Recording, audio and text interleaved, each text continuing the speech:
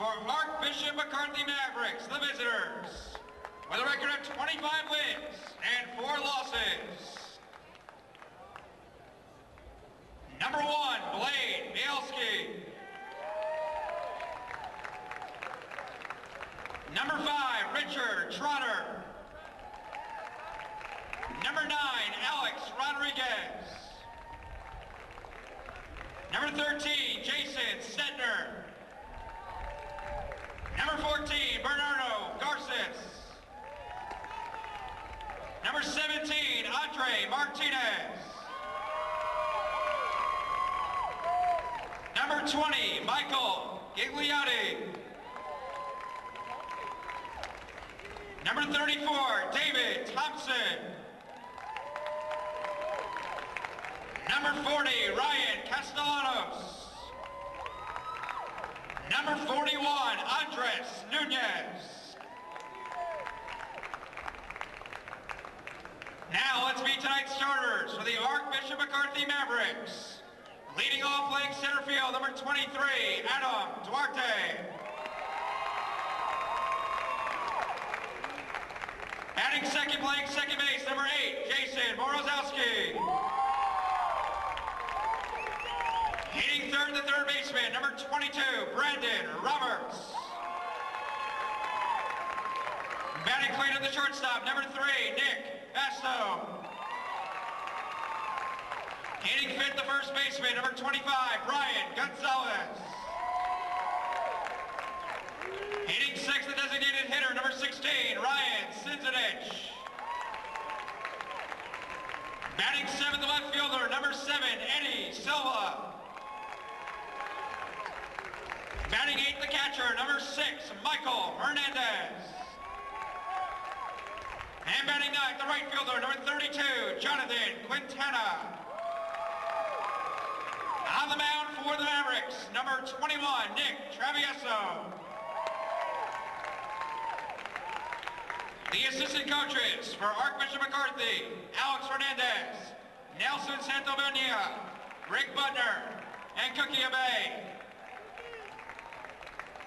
And the head coach for the Mavericks, in his 4th year, is Richard Bielski.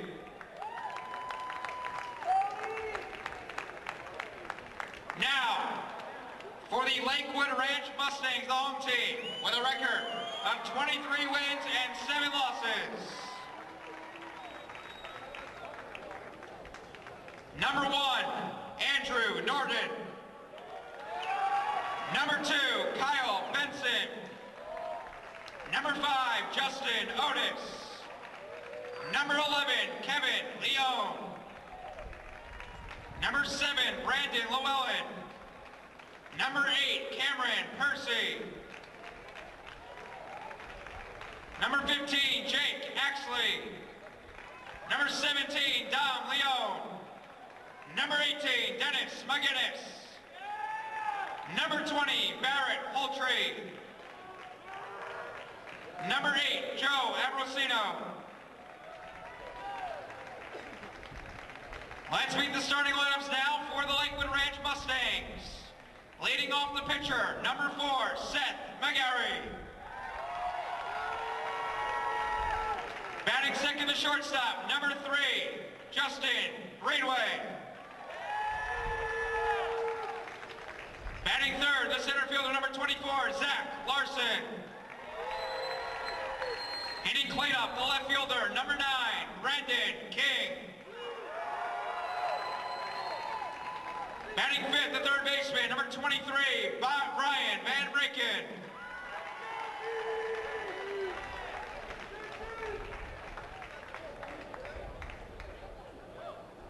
Batting sixth, the catcher, number 6, Tyler Duffany.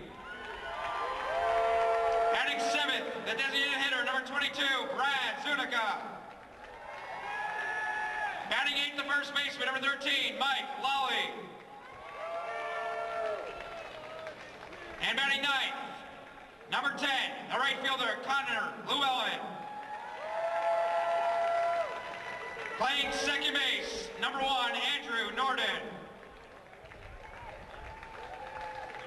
The assistant coaches for Lakewood Ranch, Foster Lazar, Rob Otis, Ryan Kennedy, Brent Solich, Matt Pascuzzi, and AJ Johnson.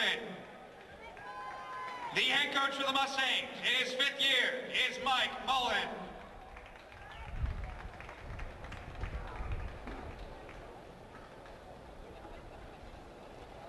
At this time, ladies and gentlemen, to honor America and those who support our freedom at home and abroad, please rise for our national anthem.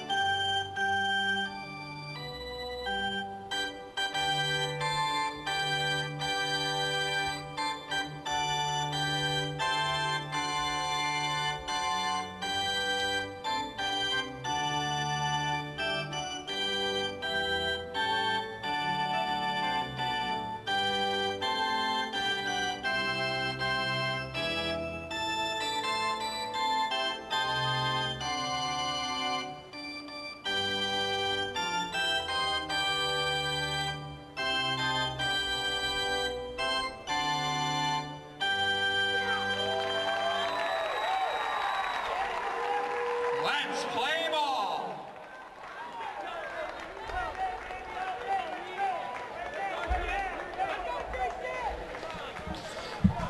Today from Digital Domain Park in Port St. Lucie, Florida, the site of the FHSAA Baseball Finals. This is a Class 6A state semifinal between the Mavericks of Archbishop McCarthy out of Southwest Ranches and the Mustangs of Lakewood Ranch out of Bradenton.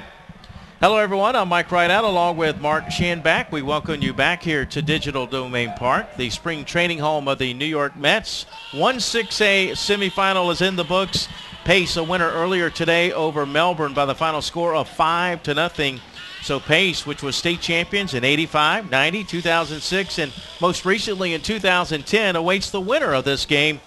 Boy, Lakewood Ranch has their hands full, and Mike Mullen mentioned it's a classic David versus Goliath matchup against Archbishop McCarthy. Archbishop McCarthy, the defending mythical national champions. They were preseason #1 this year. They're currently ranked 13th according to Baseball America. They are going for their 3rd straight state title. So, Mark, we're set for another good one here in Class 6A. You've had some pretty good ones with Marty Paulman. Both of your games went extra innings working with Marty. We've seen 2 extra inning games in this tournament so far, and not a lot of scoring, a lot of zeros on the board. All of the light bulbs are getting a lot of use in those departments on our scoreboard today. You know, you expect runs to be at a premium when you're going on day one. Everybody's throwing their ace, but good execution on defense. Overall in the day, I've seen some great baseball. The colleges have some great players coming through, and there's a lot of young teams. Unfortunately, the Melbourne team that got beat, they have a lot of sophomores coming back, so they have a lot to look forward to. Pace is an outstanding team. Anybody that's going to play them is going to have their hands full. You just saw Seth McGarry taking his warm-up tosses. McGarry on the season comes in with a record of 2-0. Making his 6th appearance in 19 1/3 innings work. He has given up 10 hits, 2 runs, earned runs, and he comes in with a .72 ERA, but he hasn't pitched much because of elbow tenderness. They lost him early because of the injury, put on the shelf until the district tournament, had to move guys around when he was out. He went to first base, but now they're glad he's back up on the mound, and he'll face off against Adam Duarte here in the top of the 1st inning. First pitch to the senior center fielder is there for a called strike with a fastball, 0-1. McGarry, a great athlete. When his arm is 100%, he's playing shortstop most of the time if he's not pitching. Archbishop McCarthy, the visiting team, as that one is fouled back. And the count 0-2 on Duarte, the center fielder. Mavericks have 6 players back who made significant contributions, including 5 starters from last year's mythical national championship team. They were recognized by USA Today, Baseball America, and Perfect Game USA as national champion. Expect any ball hit to the left side to be a close play at first base with Duarte leading off. Plays center field, good wheels, batting from the left side, so they got to get rid of the ball quickly, puts pressure on. 1-2 pitch is up high for ball 2. 2 balls and 2 strikes to Duarte.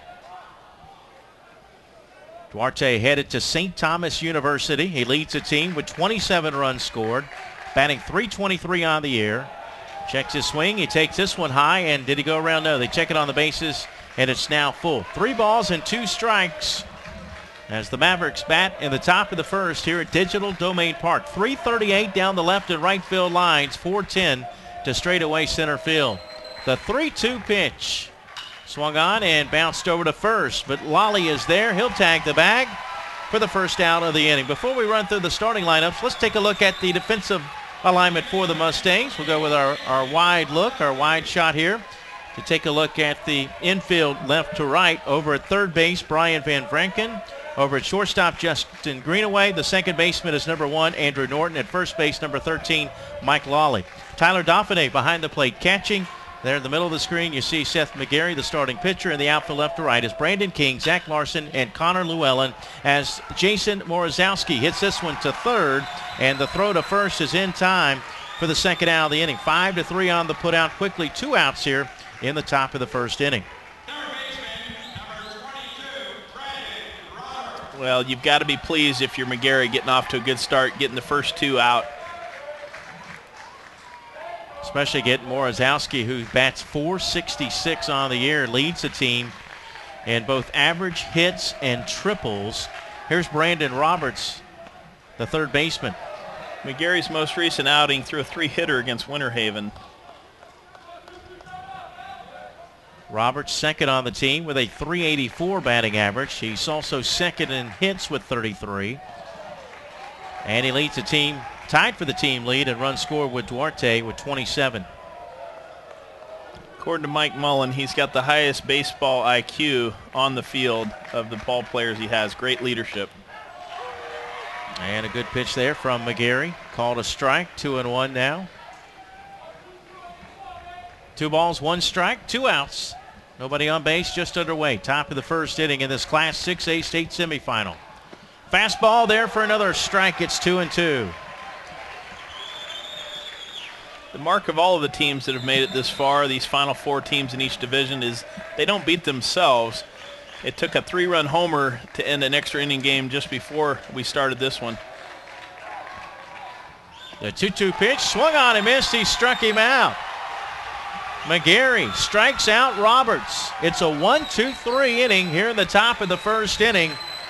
The Mavericks, nothing. The Mustangs coming to bat when we come back right after this on the FHSAA Network. Tune in to Bright House Channel 47 to see the 2012 Baseball Championship Games in Classes 2A through 8A live. That's Bright House Network Channel 47 and HD Channel 1147. Also, check out the baseball page on FHSAA.org for a list of championship game replays.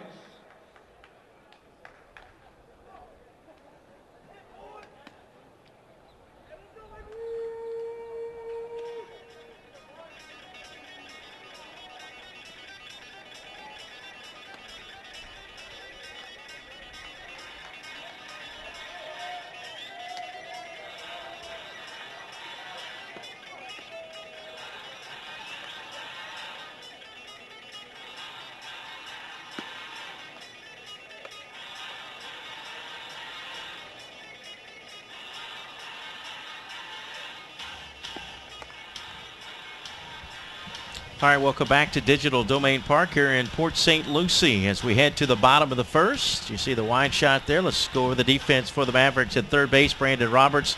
The shortstop is Nick Basto. Over at second, Jason Morozowski. And at first base, Brian Gonzalez. Michael Hernandez behind the plate catching. Nick Travieso in the middle of your screen there pitching for the Mavericks. And in the outfield left to right, Eddie Silva, Adam Duarte, and Jonathan Quintana against the Lakewood Ranch Mustangs, who are the home team, coached by Mike Mullen in his 5th year Mavericks are coached by Richard Bilski in his 4th year.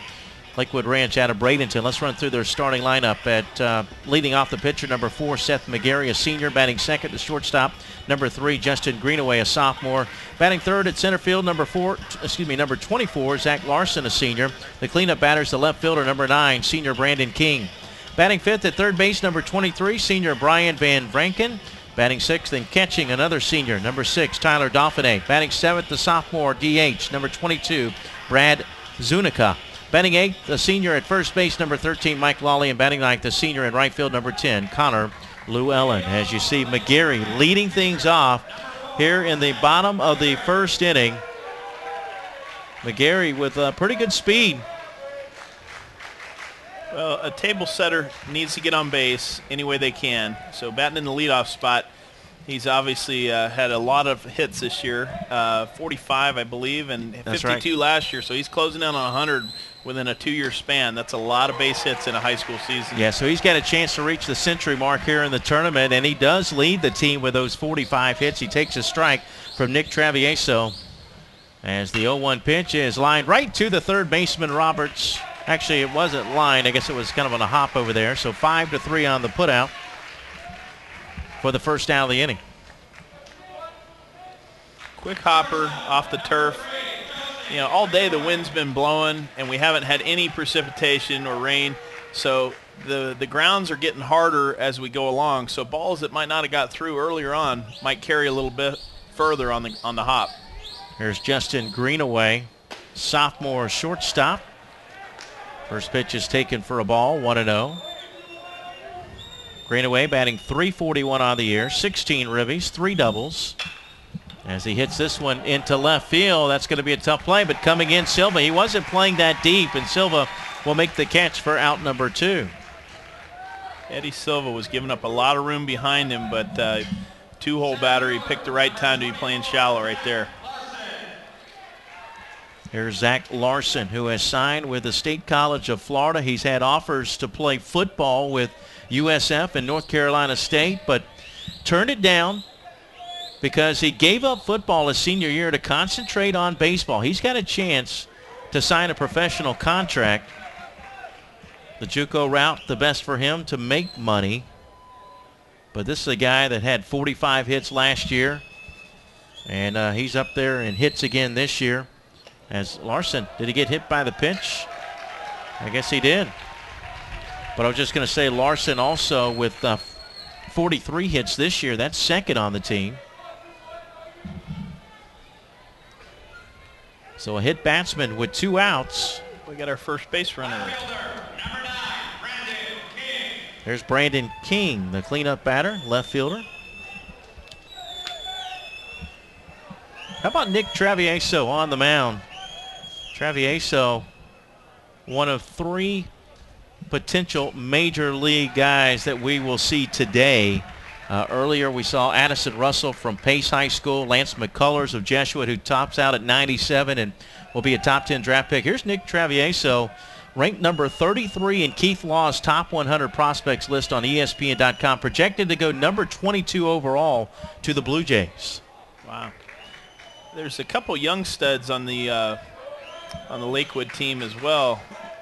Brad Zunica coming up through the ranks, brings a big bat and can pitch and is very effective. There's a swing and a miss by King, who's quickly behind in the count. No balls and 2 strikes. Brandon King batting .329 with 6 doubles, second on the team, tied for the second with 3 triples. There goes the runner to second. The pitch is outside, and easily getting into second base is Larson. Well, there's that IQ. Picked a good running pitch, got a great jump, made it look easy. 1-2 now to King. 2 outs with a runner in scoring position here in the bottom of the first as Lakewood Ranch tries to take the first lead of the game. Travieso from the stretch. The 1-2 pitch. Swung on, popped up, headed back our way, but just not enough on it to get it back up here to us, Mark. Couldn't get a souvenir. I did catch one a couple of years ago next door. Well, if I catch it, I'm not giving it back. That's a long ways back. Oh, I kept it, yeah. I still have it at the house. Well, we got the lights coming on now as we get into the twilight. Difficult time to hit in the Ducks' time. 1-2 pitch. Up high. He checked his swing, and no, he did not go around. Good call by the first base umpire. He was paying attention. That's good. Got a three-man crew working these semifinal games. Brandon King, a defensive back on the football team. Could be a center fielder because, according to Coach Mullen, he runs like the wind.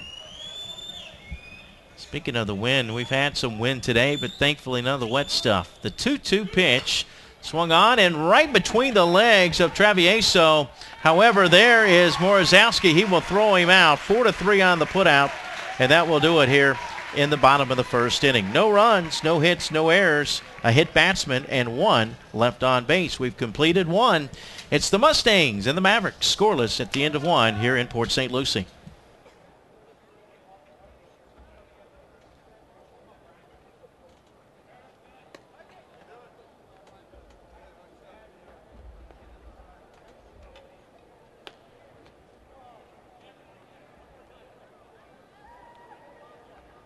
No score after 1 inning of play between Archbishop McCarthy and Lakewood Ranch. Gatorade Thirst Quencher is more than just a cool bottle to have in your hands after the game. It's a product that works, helping you to train better and perform better when you play your hardest. Gatorade, is it in you?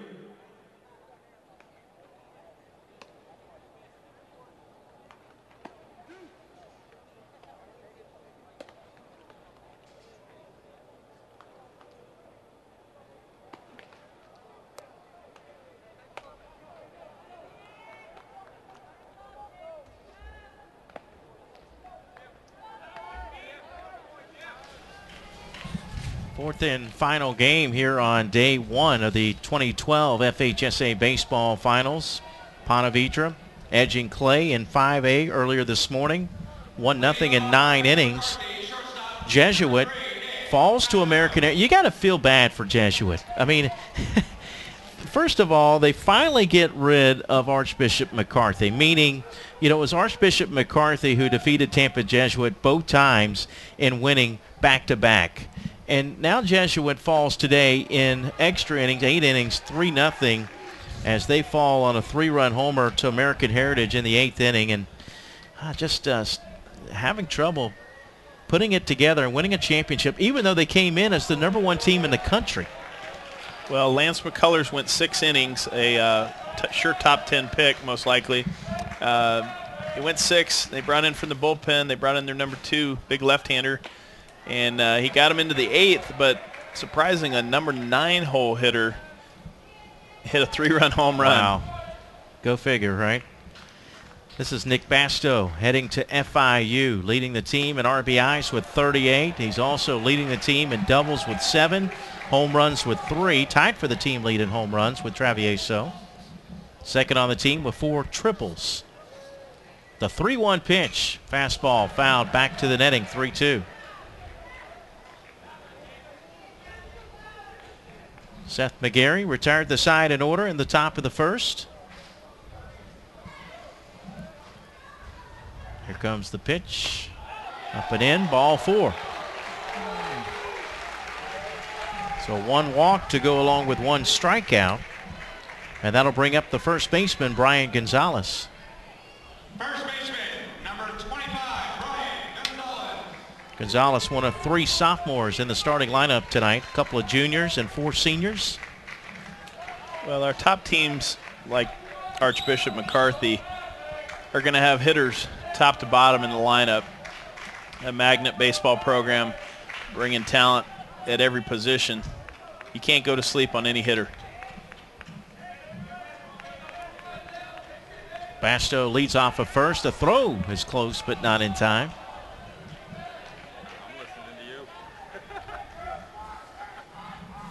Brian Gonzalez batting .284, second on the team with 6 doubles. Also second with 2 home runs. A little chin music there. Brushes him off the plate for ball 1. Effectively wild at the moment.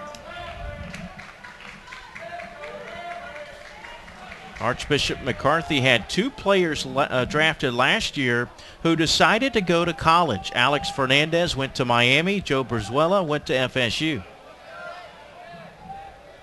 Another throw to first, not in time. You know what's important? What's impressive about this Archbishop McCarthy team? Not only the guys through the lineup that can hit the ball, but their team ERA is 1.21. As that one is swung on and foul tipped. They have 4 pitchers with an ERA of under 1.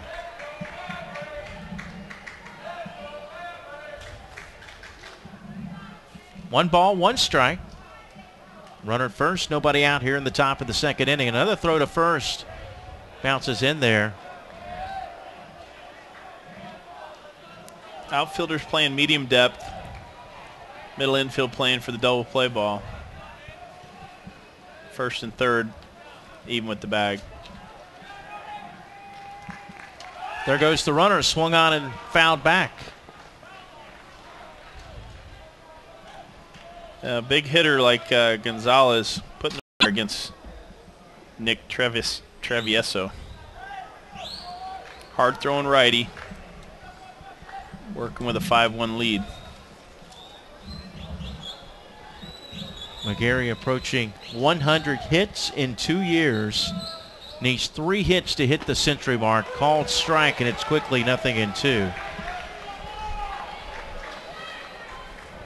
McGarry leading the team with 45 hits this year. Second on the team with a .436 batting average. Also second with 31 runs scored. The 0-2 pitch, that one is hit right next to us and bounces back into the seats. Somebody's press box got their door wrong.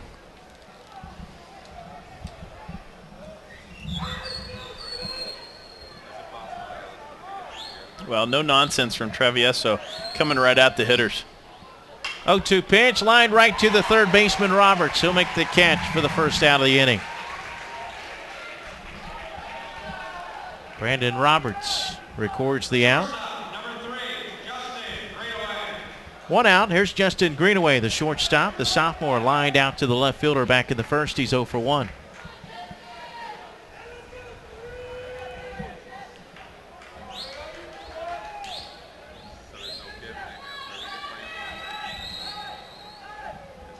First pitch, bunted back to the net.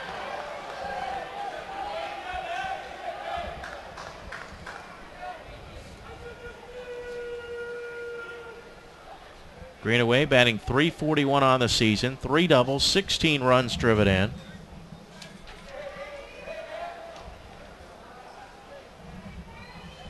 According to Coach Mullen, above average defense for a sophomore. He's behind in the count, 0-2 now. Tons of tools and potential. And he actually has the best stuff pitching. Because of their depth, though, he won't get a chance to pitch really until next year. Hits this one over to short. Basto will throw him out, 6-3, and there's 2 away. 2 gone. That will bring up the center fielder, Zach Larson. All around the best pro prospect on the team. So a good matchup here. A couple of future pros, perhaps, in Travieso, you see there, and now Larson at the plate. First pitch on the inside part of the plate, called a strike, 0-1. Well, Travieso seems to have hit his stride, just pounding the strike zone, letting his defense do some work for him. Coach Mullen told me that this guy could play track, he could play basketball at the next level. He played safety on the football team and could play Division I football. I mentioned North Carolina State and USF were interested in him in football, but he gave up football his senior year to concentrate on baseball.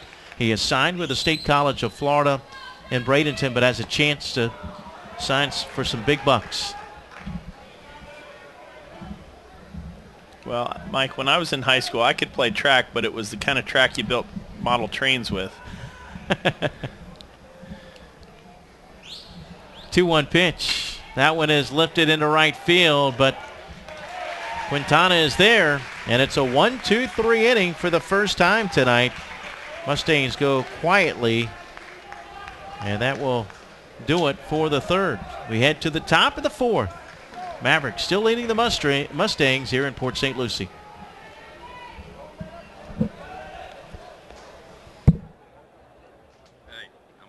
Through 3 innings of play, Archbishop McCarthy 5 and Lakewood Ranch 1.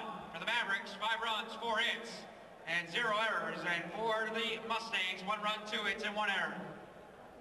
Do you want to become or stay involved in high school athletics? There's a role for you to play as a contest official. Opportunities are available for both students and adults to get back to the sports you love by refereeing or umpiring contests in a variety of sports, including baseball. Visit becomeanofficial.org to learn how you can register as a contest official with the Florida High School Athletic Association. Sure, it kind of does to me.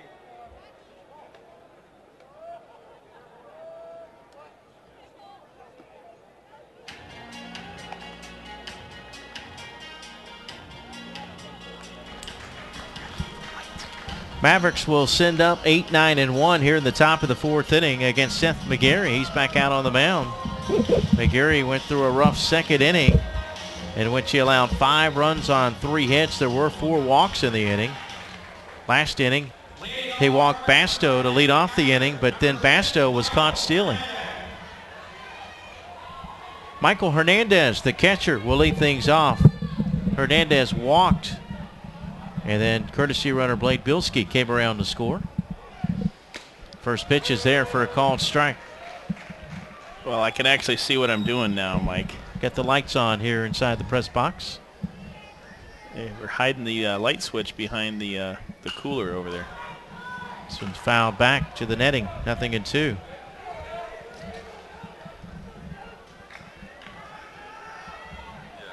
Top of the fourth here in the Class 6A state semifinals. Pace awaits the winner.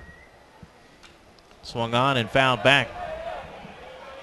And they put up 3 strikes on the scoreboard. You got to believe that Coach Mullen has a lot of love for his pitcher out there on the hill. Hasn't wavered, giving him the ball, leaving him out there to correct his own mistakes. Throwing strikes now. He's ahead 0-2. The 0-2 pitch. That one has popped up. Out of play.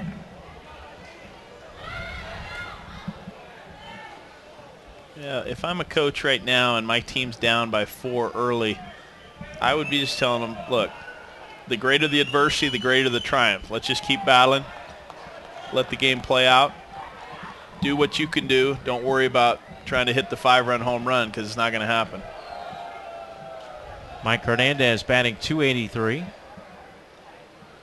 1-2 pitch just missed outside. He was given that corner earlier, wasn't he? Yeah, that looked.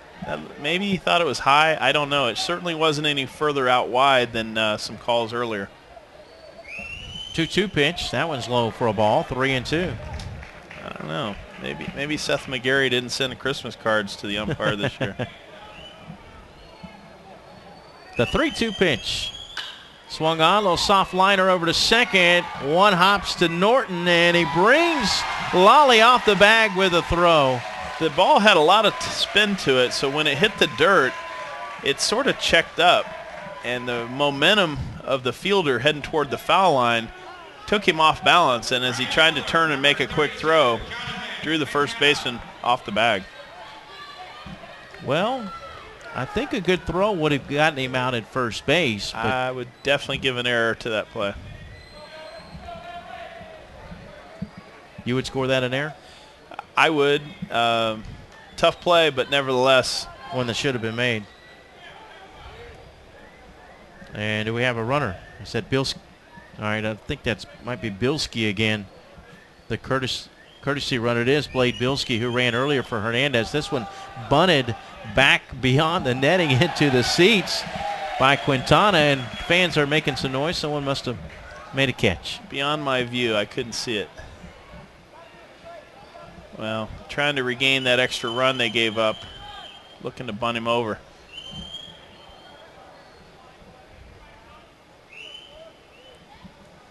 McGarry steps off. Bilski goes back to first and quickly stretches the lead again.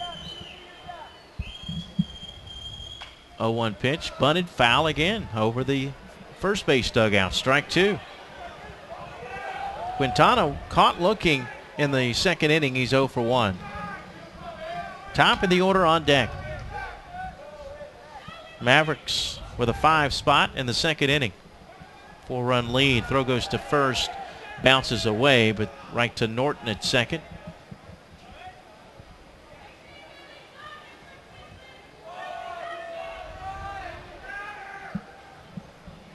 Good job of bodying up on that ball, keeping it from getting away from him.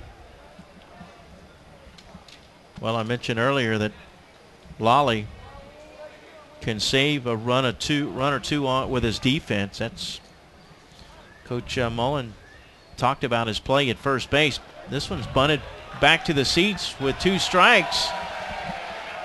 Jonathan Quintana not having the greatest of days up at the plate right now. He's definitely shaking his head on the way back to the dugout. First out of the inning. We head to the top of the order. Here's Adam Duarte, the center fielder, as Quintana bunts with 2 strikes, foul, and he's out on strikes. Duarte 0 for 1. He grounded out to first in the first. He walked with the bases loaded, picked up an RBI, and scored in the second. That wild pitch is going to allow the runner Bilski to get to second.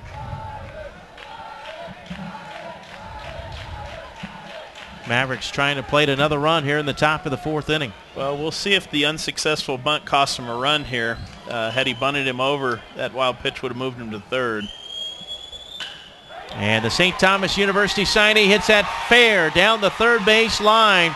That will plate a run. Bilski scores on the play, and sliding in head first with a double is Duarte. He is now 1 for 2 with 2 RBIs. And the Mavericks increase the lead. It's now 6 to 1. Shot one down the left field line, maybe 3-4 inches inside the foul line. Things just are not going Seth McGarry's way today. And again, top of the order, here's the number 2 hitter in the lineup, Jason Morozowski, who had that base hit that was hit off of, I believe, the glove of McGarry, that allowed 2 runs to score on the play. 1 out with a runner at second. The 0-1 pitch. Swung on, hit the opposite way to right field, but Llewellyn is there. He'll make the catch. It's deep enough for the runner to tag. The throw got by, but McGarry backs up the play. Good job of McGarry doing the little things, being in the position he's supposed to be on that play. So Duarte, you see him at third base. 2 outs, though, and here's Brandon Roberts, the third baseman. Roberts is 1 for 2 with an RBI.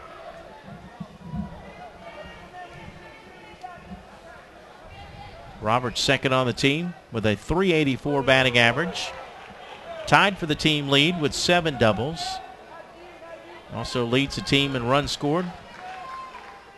Now with 27 on the year. Fastball there for strike 2. No balls, 2 strikes. 2 outs. Mustangs have plated, or Mavericks rather, have plated another run. The 0-2 pitch. Breaking pitch, fouled off first base side. Temperature has dipped to 80 degrees, about 5 minutes after the hour of 8 o'clock. Relatively low humidity here in the evening. 0-2 pitch. Good stop by Dolphin A behind the plate. Keeping it in front of him. It's 1-2. The ball's going to have to carry on its own. Our flags are laying pretty limp right out there in right center field. Very little wind. Nice, cool, calm night. Cool for Florida at 80 degrees. The 1-2 pitch. Fastball. Just missed. 2-2. There you see the flag poles.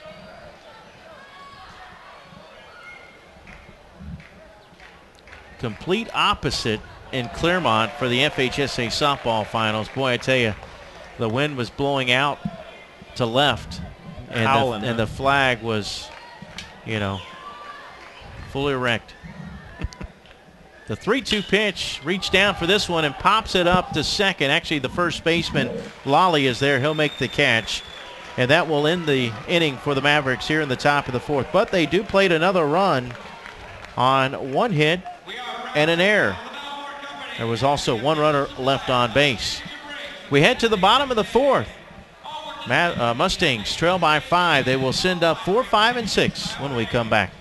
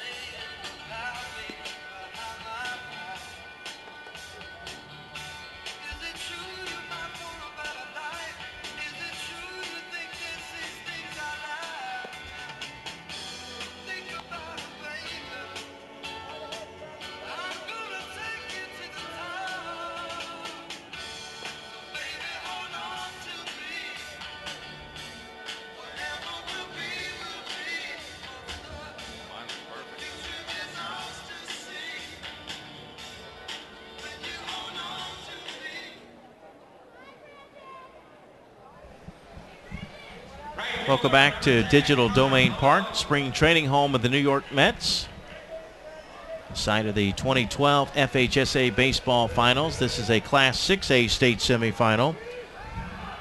Mustangs send up 4, 5, and 6. Brandon King leading things off.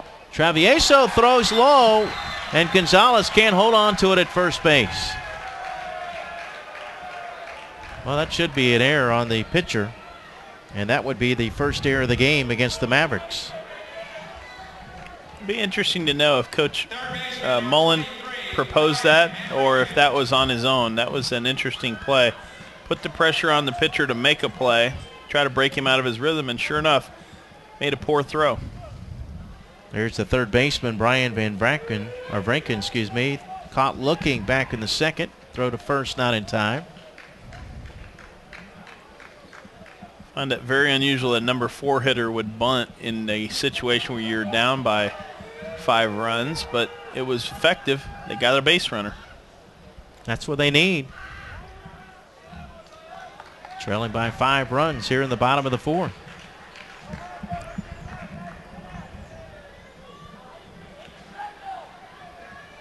Travieso from the stretch. First pitch right there for a called strike. Well, if you can get a few runners on and get to Zuniga, he hit the ball well off Travieso in his earlier at bat. Van Vranken batting .360 on the year, leads the team with 14 doubles. Another bunt. Travieso will throw to first.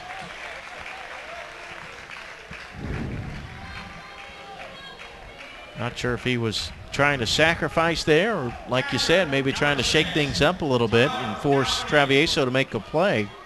The way I see the bunter heading back to the dugout, didn't look real happy that he had to move that bunt up. But again, Coach Mullen, a very patient man. Obviously, we've already seen the evidence of that, trying to get back in this game 1 run at a time, perhaps. There's Tyler Dauphiné, the catcher, 1 for 1.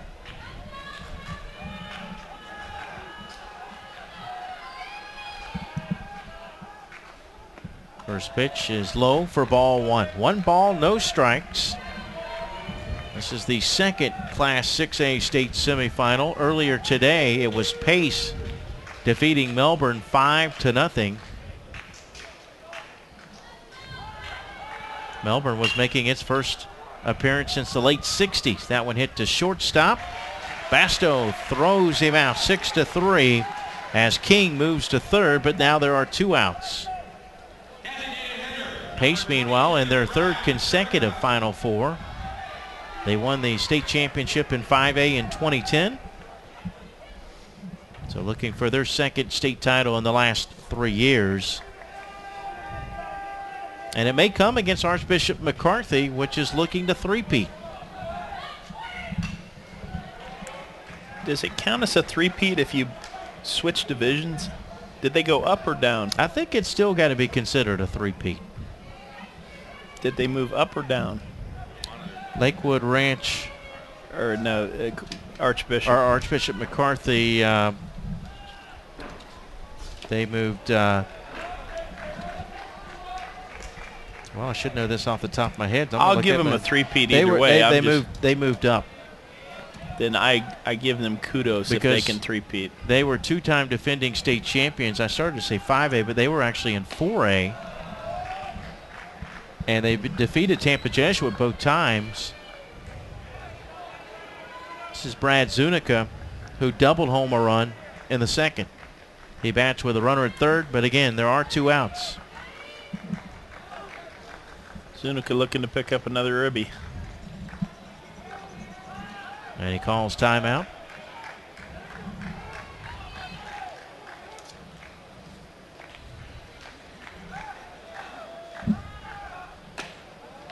Zunica batting .315. That was his 6th double of the year. He's ahead in the count, 3 balls and 1 strike.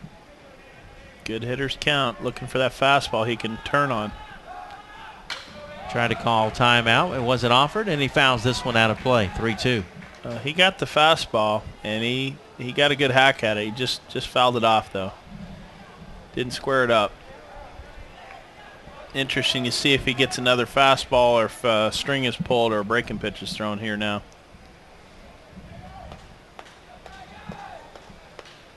The 3-2 pitch. Up high, ball 4. He tried to throw a wrinkle, just left it high. Release point was a little early. Runners on the corners for Mike Lally. First baseman, number 13, Mike Lally. Now, Zunica not known for his base stealing prowess. 1st and 3rd situation and a left-handed batter. He likely will be staying at home with 2 outs.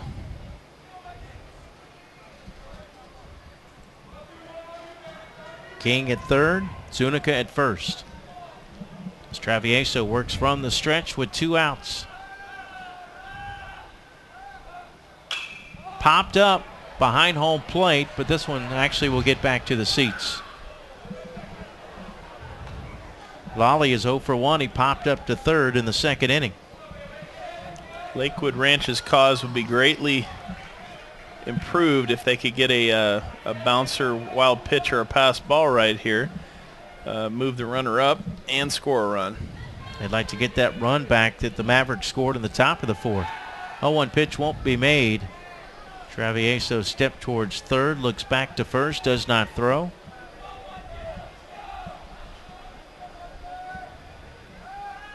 The 0-1 pitch, swing and a miss. Nothing Took a little something off on that one. Kept the ball down. No balls, 2 strikes, 2 outs.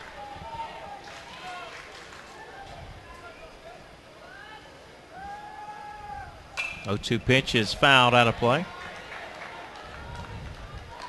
Travieso practically giving free license to steal right here, but he knows the situation, and he knows unlikely that Lakewood Ranch is going to try to put a runner in motion here. Big high leg kick on his release to the plate. The 0-2 pitch. Swing and a miss. Blew it by him. Big strikeout for Nick Travieso.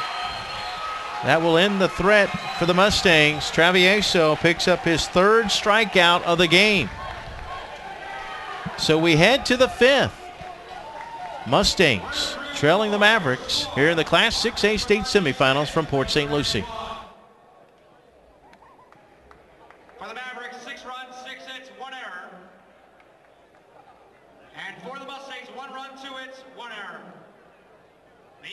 of tonight's semifinal game will advance to the Class 6A State Championship game tomorrow at 4:05 p.m.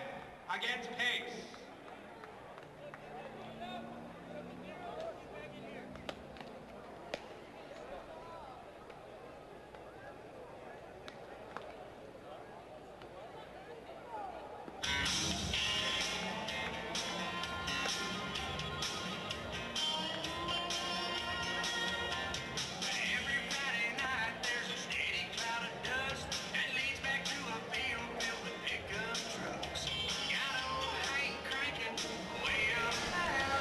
Well, we were just, Mark and I just discussing in between innings. You see the line total 6-6-1 for the Mavericks, but that's because on the ground ball that Hernandez hit in the top of the fourth to second, that was deep in the hole that Morzowsko made a play on, or excuse me, that Norton made a play on, and probably should have thrown him out.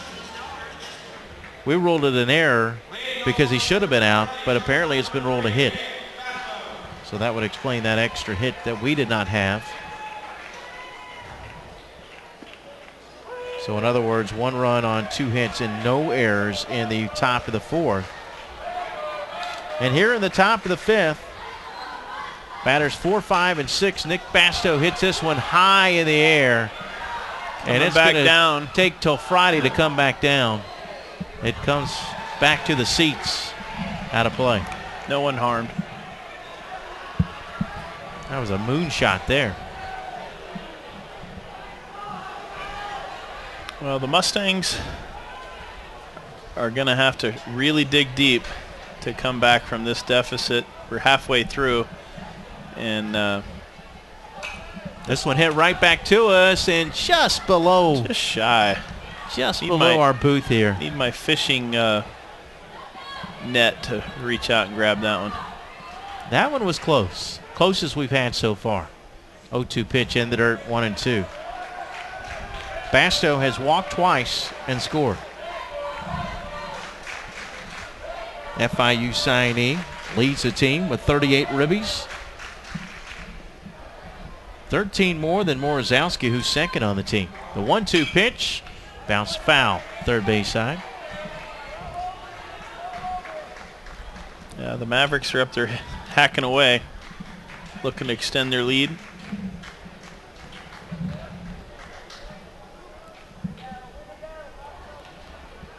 The 1-2 pitch. Fouled off again. Yeah, foiled a good fastball in the outer half.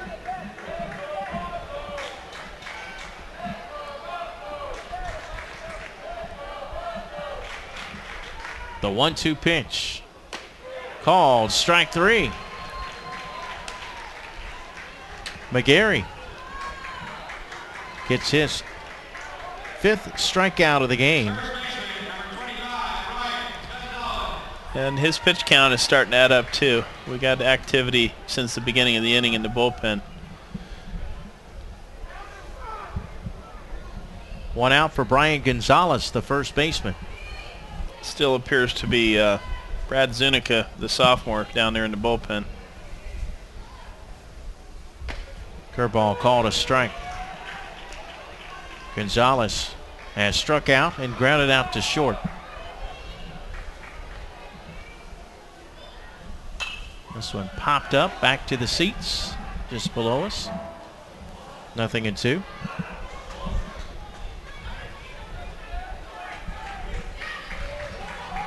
Gonzalez batting .284.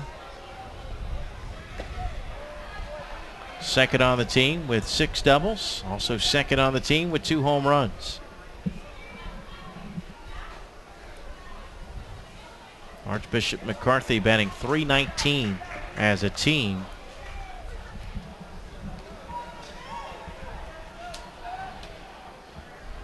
The 1-2 pitch. Called strike 3. Back-to-back strikeouts for McGarry, and there's 2 outs here in the top of the 5th. Well, these 2 batters give you a little glimpse of what Coach Mullen was expecting all along from McGarry. And just hope it's not too little too late for the Mustangs. There's Ryan Sinzenik. He is 1 for 1. He's walked and scored and singled First pitch is there for a strike. So McGarry pitching well now after struggling early. Ground ball left side, base hit. 7th hit of the game for the Mavericks. And the second for Sinzenik. Truthfully, if this was a course exam and you could throw out your worst grade, he could throw out that 5-run inning. Yeah. We'd have a 1-1 ball game. That's right. Throw out your lowest score or worst score.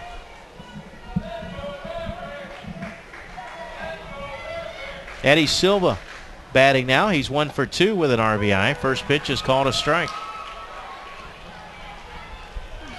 Nothing coming easy for McGarry today. Just when you think he's right back on track, gives up a line drive base hit. Good pitch there. Fastball called a strike, and he's got Silva behind in the count. No balls and 2 strikes. You got to tip your cap to Archbishop, McCarthy. They've taken advantage of everything given them. The 0-2 pitch up high, 1-2.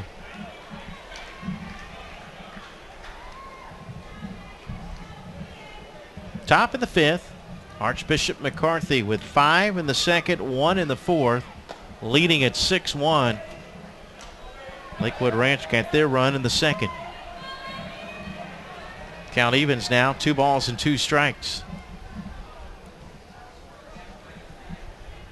The 2-2 pitch. Swing and a miss. He struck him out. He strikes out the side. Impressive. No runs, 1 hit, no errors, 1 runner left. We head to the bottom of the 5th. Lakewood Ranch trailing the 2-time defending state champions 6-1 right here on the FHSAA network. It is now the world's largest franchise pool care company. Because of Pinch A Penny's unmatched commitment to customer satisfaction, it has been able to offer its knowledge and assistance to millions throughout the Southeast. Pinch A Penny, the perfect people for the perfect pool.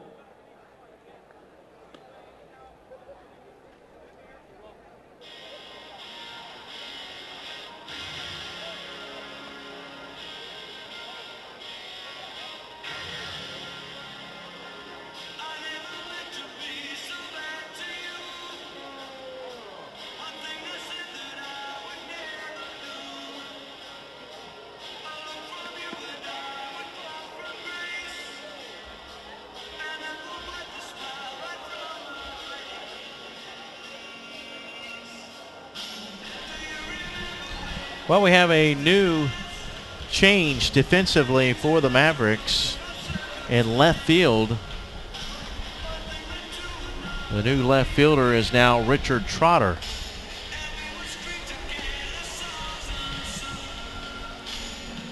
So Eddie Silva, who struck out to end the inning, comes out of the game. And there's a look now at Trotter.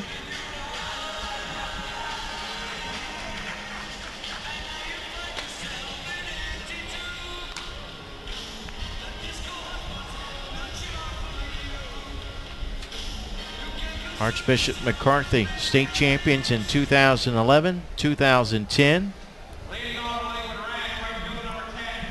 Richard Bilski has won 4 state titles. He also won 2 at Hialeah High School in 2001, 2002. So he knows all about going back to back. 9-1-2 for the Mustangs here in the bottom of the 5th inning. Connor Llewellyn, the right fielder, will lead things off.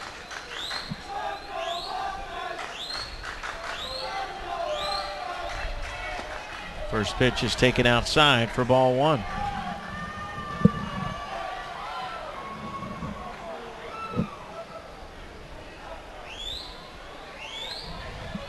You know, I mentioned earlier that Connor Llewellyn tore his ACL as this one's fouled out of play. Tore his ACL the second to the last football game. He came back 3 weeks before the district tournament, and in his first 5 at-bats, you would think a guy would be a little tentative coming back from an injury like that. No. In his first 5 at-bats, he had 2 home runs. 1-2 now to Llewellyn. Battling to earn his old spot back, obviously. The 1-2 pitch. That one brushes him off the plate. It's inside for ball 2, 2-2. As they say in the old school, wear it. They get a base runner. The 2-2 pitch. Fastball outside, 3-2. This will be a big lift if they can get the number 9 batter on base to start this inning.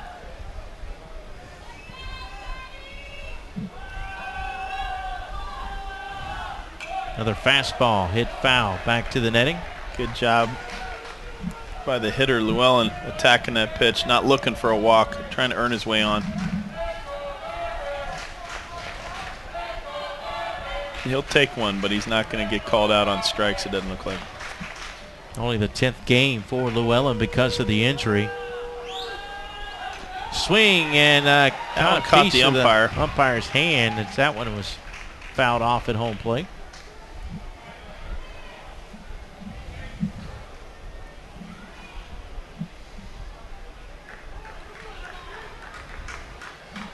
Well, Connor Llewellyn right here, a good earmark of a team that's going to battle. They're not going to lay down. They keep fighting every bat, every pitch. This is a big at bat. They've got the top of the order on deck. Unfortunately, the top of the order has not had a hit 1 through 3. Mustangs have only managed 2 hits so far against Travieso through 4 innings. The 3-2 pitch. Swung on, and this one is hit out of play. So the battle continues. We're working on a 10-pitch at bat almost here. For number 10, Llewellyn, a senior. The 3-2 pitch again.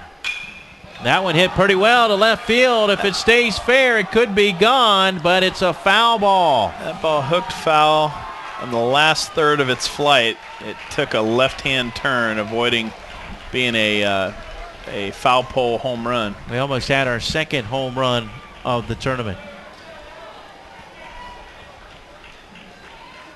Gritty at bat right now by Connor Llewellyn. You can't help but root for him now to get a base hit.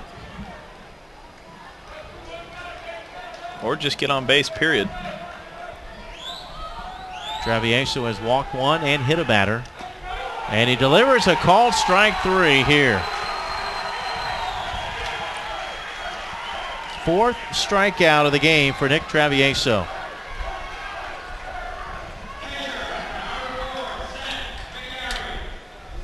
We head to the top of the order. Here's Seth McGarry, the starting pitcher, who's 0 for 2 with a ground out to third and a line out to third.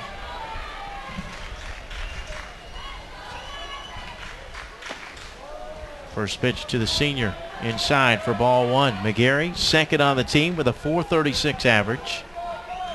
Still trying to hit the century mark in hits all time at the school. So he slices this one foul. Just over the first base dugout. McGarry led the team in hits last year with 52. Set a school record last year.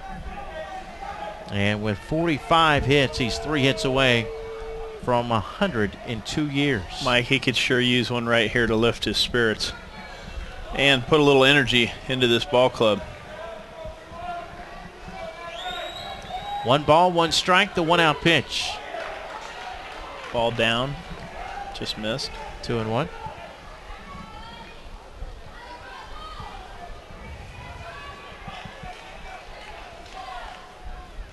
Travieso delivers in the dirt. I hate to reflect on Connor Llewellyn's at bat, but you know, got to imagine the highs and the lows if his family was in town or watching the ball game here in person, almost having a home run, and then in the next pitch, see the ball called for a strike 3. It's quite a contrast and emotional roller coaster there. And there's a base hit for McGarry. Well, as you would expect, as he goes, so may the team go. Nice 1-out, solid base knock into left field. Here's Justin Greenaway, the shortstop. who's looking for his first hit, as the top of the lineup tries to do its part. Mustangs trailing 6-1 here in the bottom of the 5th inning, so they're running out of outs. Throw to first, not in time. Greenaway lined out to left field in the first, grounded out to short in the third.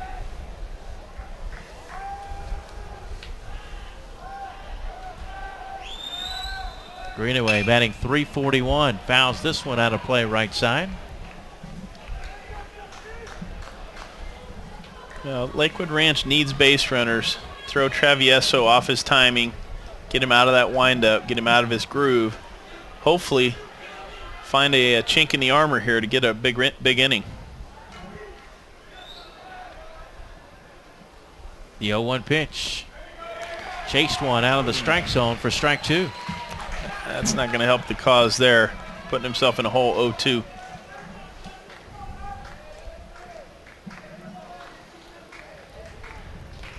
Nick Travieso looking for strikeout number 5.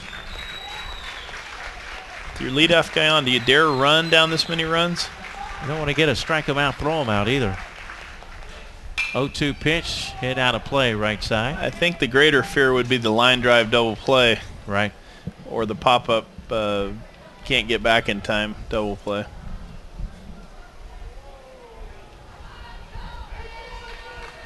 Well, we got a curveball count here. See if he continues to try to throw fastballs by him. See McGarry leading off at first. The 0-2 pitch. Outside as they call the pitch out. The throw to first, not in time. Respecting the leadoff batter's wheels.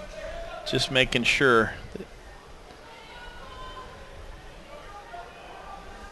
And talking to Mustangs coach Mike Mullen about Greenaway, who's only a sophomore. He said he's an above average defender for a sophomore. He really moves like a senior. 1-2 pitch. That one is hit just to the left of us and below us. Out of play.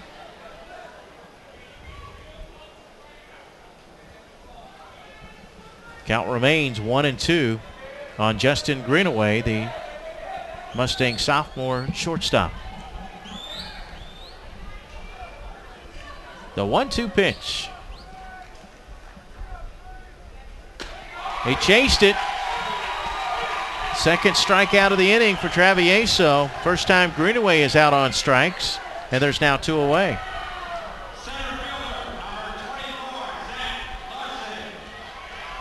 Travieso struck out 2 through the first 3 innings.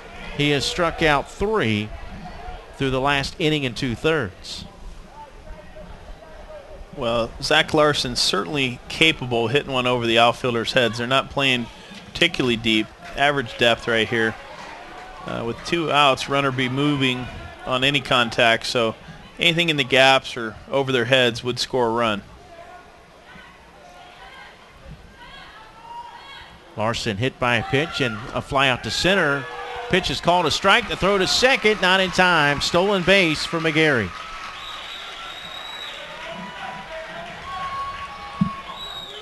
So Larson with a chance to drive in a run as he looks for his first hit.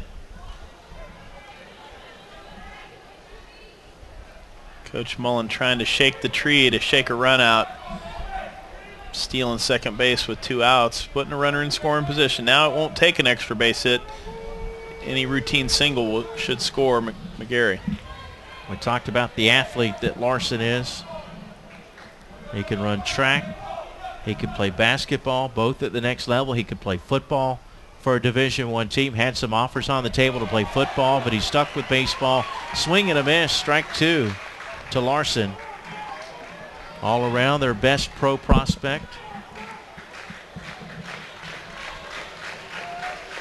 Just trying to drive in a run and keep the Mustangs in striking distance. They need an RBI here.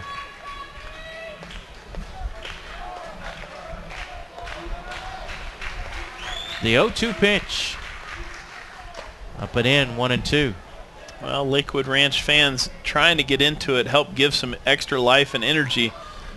A little base hit would ignite the crowd as well. 1 ball, 2 strikes, 2 outs. Travieso from the stretch, the 1-2 pitch. That one is hit foul down the third base line. Another near hit for Lakewood Ranch, just going foul.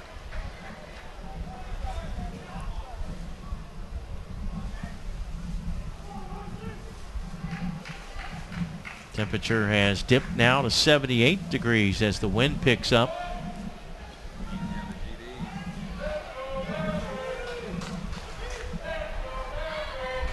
One ball, 2 strikes, 2 outs here in the bottom of the 5th inning. Mustangs trailing by 5 runs. Runner at second for Larson. The 1-2 pitch swung on. That one is hit pretty well to left center field, but the left fielder is coming over, and Trotter will make the catch. Larson gave it a bit of a ride, but Trotter is able to track it down, and that will do it for the Mustangs here in the 5th. No runs, 1 hit. There were no errors, and a runner stranded at second base. Mustangs have stranded 5. They trail by 5 at the end of 5 here in Port St. Lucie. For the Mavericks, 6 runs, 7 hits, 1 error. For the Mustangs, 1 run, 3 hits, 1 error. To purchase photos from the 2012 FHSAA Baseball Finals, visit Glossy Finish Photography on the World Wide Web at fhsaa.glossyfinish.com. You can then order print and posters of the players online. But why wait? Find a Glossy Finish brand ambassador in a red vest during the championship games, and they can make sure your favorite player has their photo taken. Glossy Finish, official photographer of the FHSAA Finals.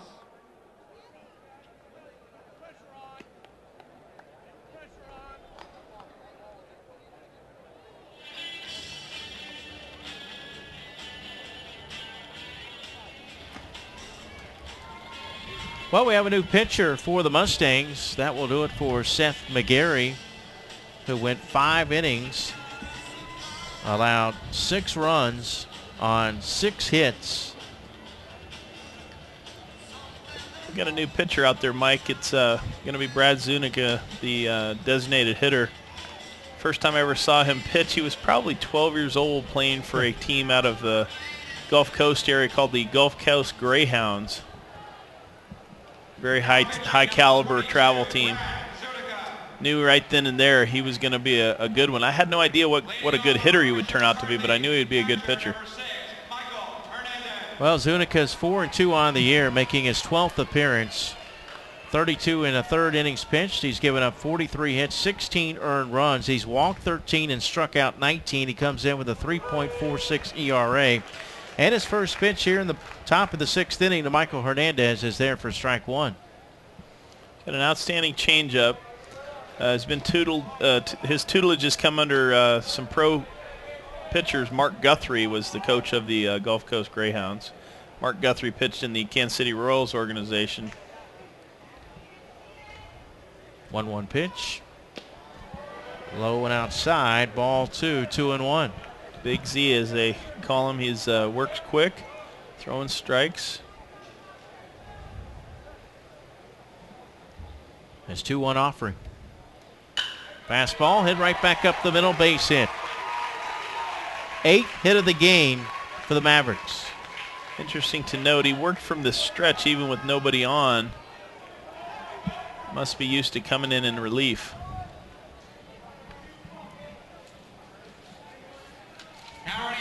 Second hit of the game for Michael Hernandez, and once again we'll see courtesy runner Blade Bilski, who has ran for him all 3 times. Hernandez also walked, so he's been on base every time he's come to the plate.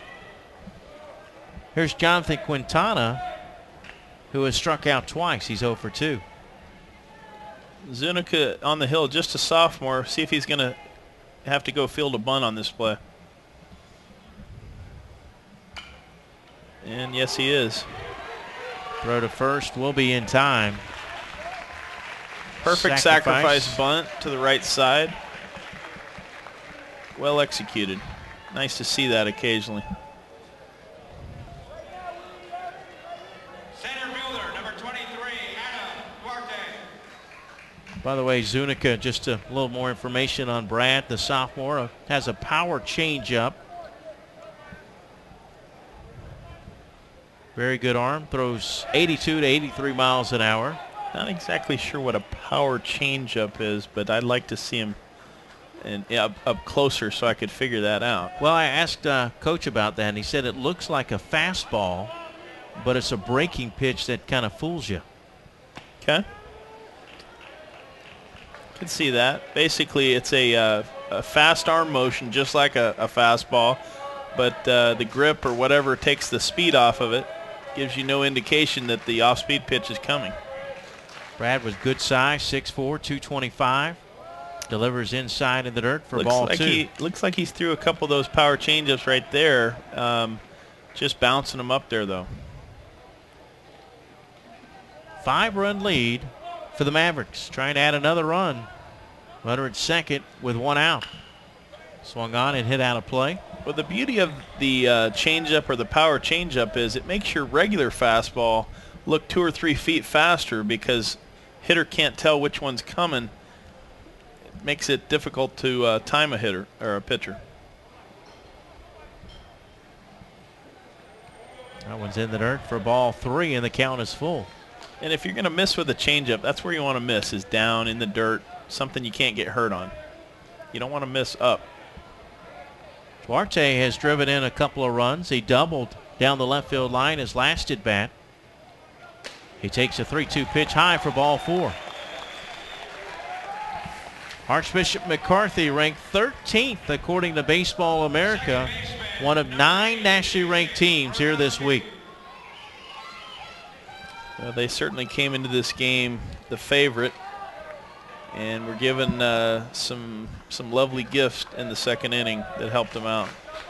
4 walks issued by McGarry in that second inning. Here's Jason Morozowski, the second baseman, 1 for 3 in the game. Couple of RBIs.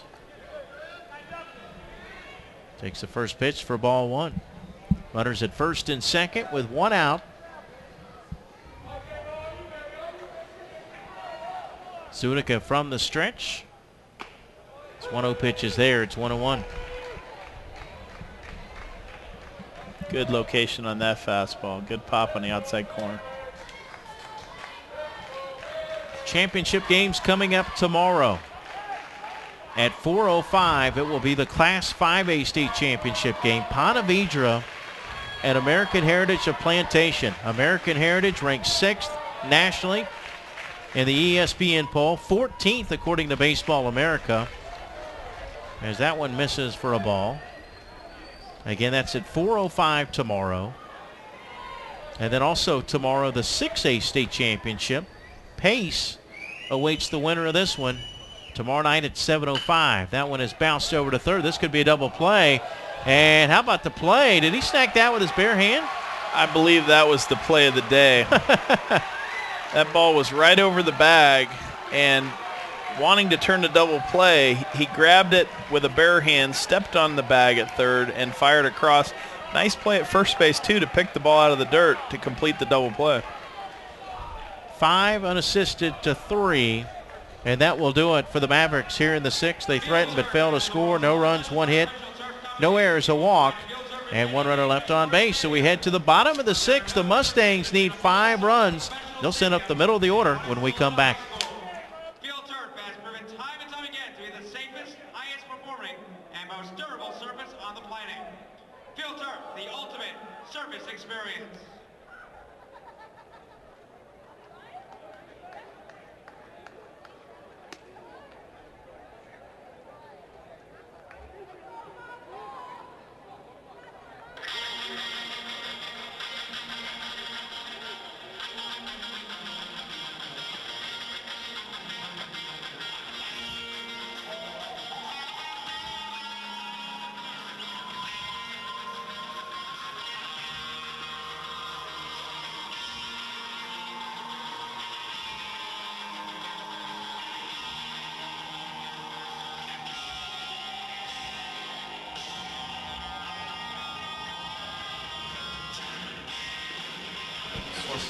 Yeah, he was so busy doing other stuff, he just wasn't nurturing this one.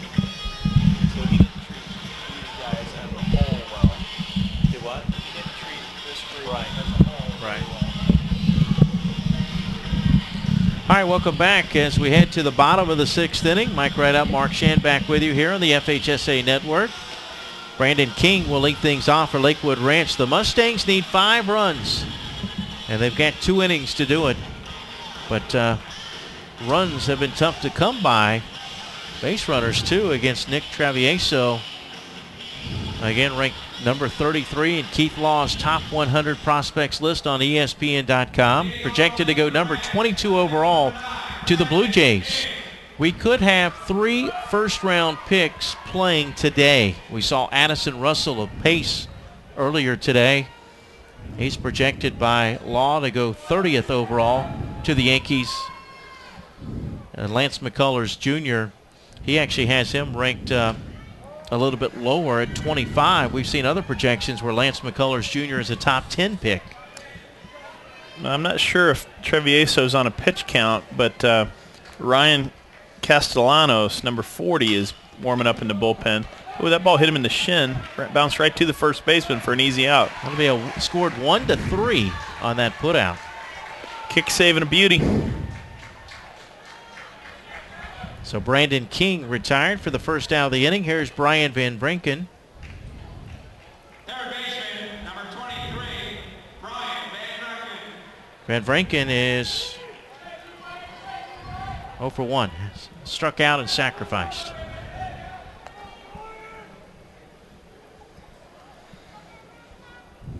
Mustangs with 2 hits in the 2nd, 1 hit in the 5th. That's it. 3 hits tonight against Travieso. First pitch is outside for ball 1. You know, Mike, looking ahead to tomorrow, I know that the crowd will appreciate the 4 and the 7 o'clock starts to make sure everybody can get here as they get off of work locally. But you got to wonder, with the weather being a little iffy, whether or not they would even think about moving the times up to make sure that they get these games in tomorrow. I don't think so. You know, we're on schedule right now.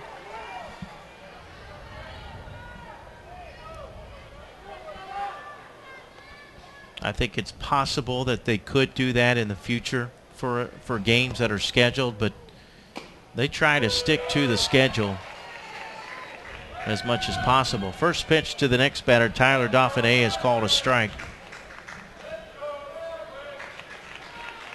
And to be honest, after seeing the weather last night on the trip here, as this one hit down the right field line, nice running effort by Gonzalez.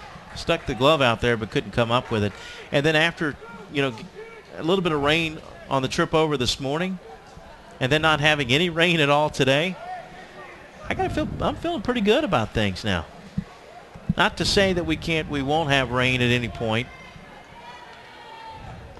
But I mentioned this earlier in the first game I did, that I noticed last year there were times when I would notice it was raining near the highway, near the interstate, but it wasn't raining here. Well, more than likely tomorrow there will be some showers and some lightning storms come through, but they'll come in bands to where they can work around them. 0-2 pitch popped up, but this one will get out of play. Well, if we get that, hopefully we get it early.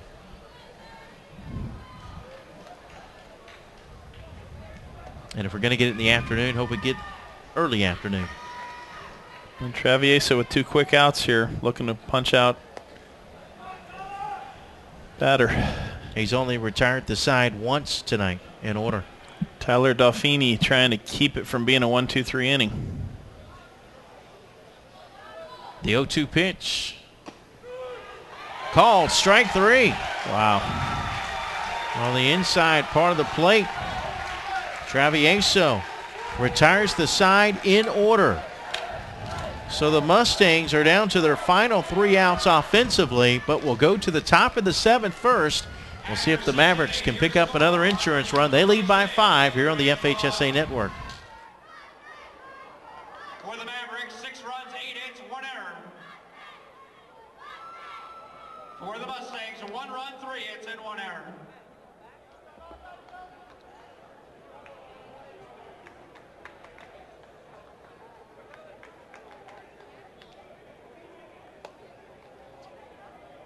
While we have the opportunity, let's recap the scores from today's earlier games. In a Class 5A semifinal, Ponte Vedra defeated Clay 1-0 in 9 innings. In a Class 6A semifinal, Pace defeated Melbourne 5-0. In a Class 5A semifinal, American Heritage Plantation defeated Tampa Jesuit 3-0 in 8 innings.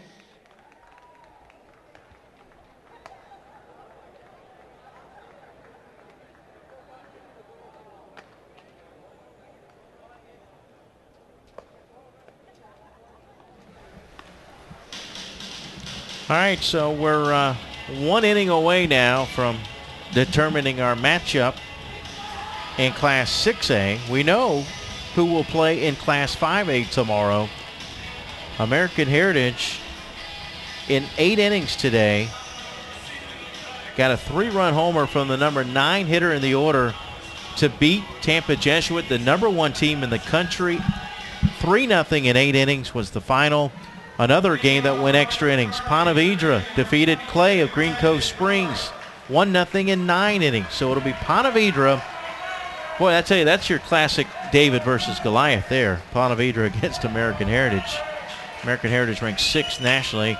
As that one is hit on one hop over to second base by Brandon Roberts. He's thrown out 4-3 for the first out of the inning. Ponte Vedra beating American Heritage would be the equivalent of when our high school in 1977 came as a 3rd place seed all the way through the bracket play, single elimination to beat vaunted Lakewood High School. So big, tall order, but it can be done. And it's, you know, baseball's that one sport that it can be done too. Brandon Roberts. Nick Basto now batting shortstop. Basto has walked twice and struck out.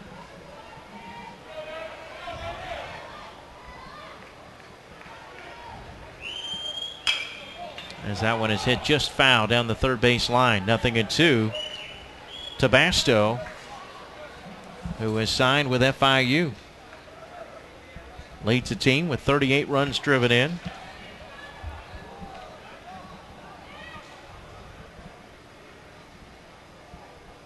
Brad Zunica came on in relief in the 5th inning and has done a pretty good job in relief of McGarry. 0-2 pitch in the dirt, 1-2.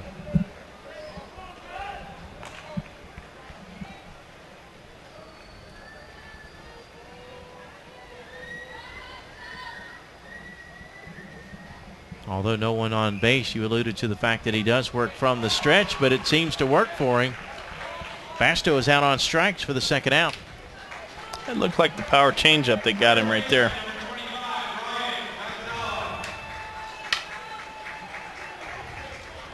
Eighth strikeout for Mavericks, or for Mustangs pitching. 2 outs. Here's Brian Gonzalez, who has struck out twice.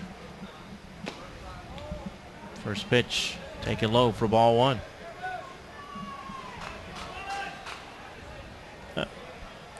Scoreboard put it up as a strike, but I kind of agree with you. I thought he called it a ball. We'll see.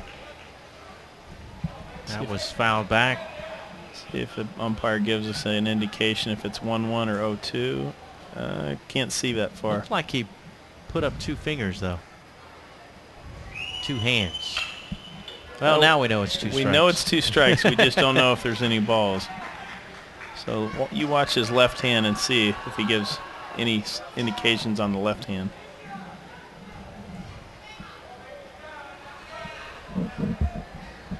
Either way, Gonzalez is behind in the count. The 2-out pitch from Zunica. Outside.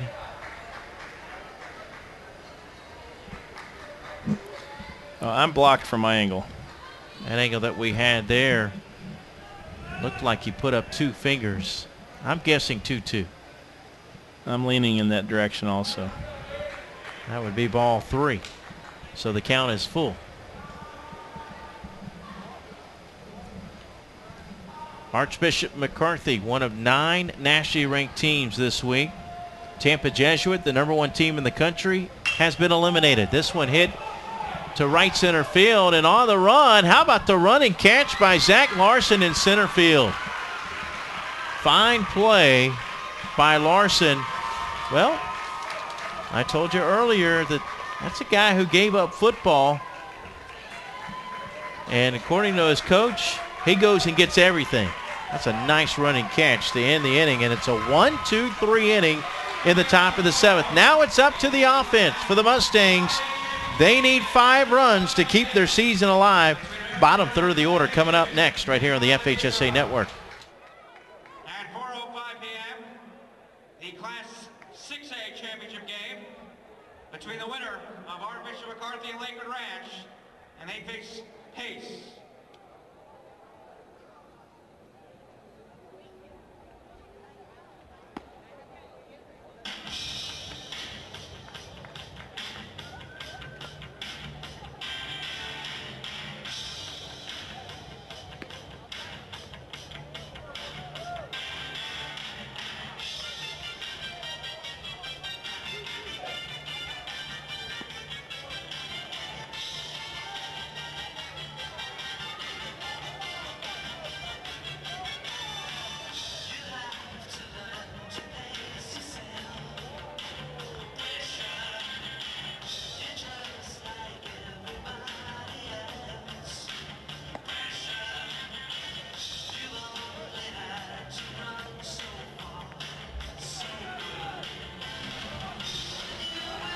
Mustangs down to their final 3 outs of the season. Brad Zunica will lead things off. Zunica 1 for 1.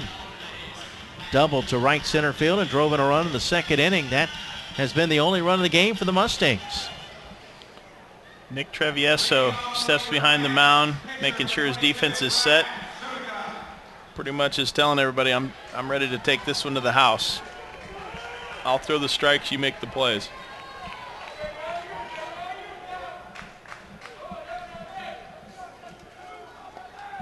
First pitch to the sophomore, fouled off, strike 1.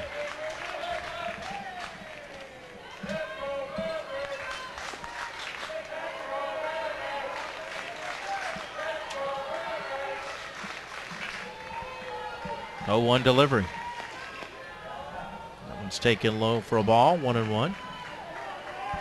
I mentioned earlier, Jesuit, the number 1 team in the country, according to Baseball America and the Powerade Fab 50. Has been eliminated. They lost to American Heritage. That one hit to the shortstop.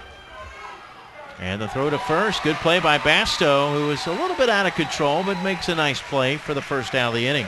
Athletic play. Stumbled a little bit, but kept enough balance to get a good throw off. Zunica, not running like a leadoff man, had a chance to get him by a step. Miami Columbus, another highly ranked team nationally. Columbus ranked 11th in the Baseball America Top 25. They will play in Class 8A on Saturday against Palm Beach Gardens, which was a district runner-up and got here.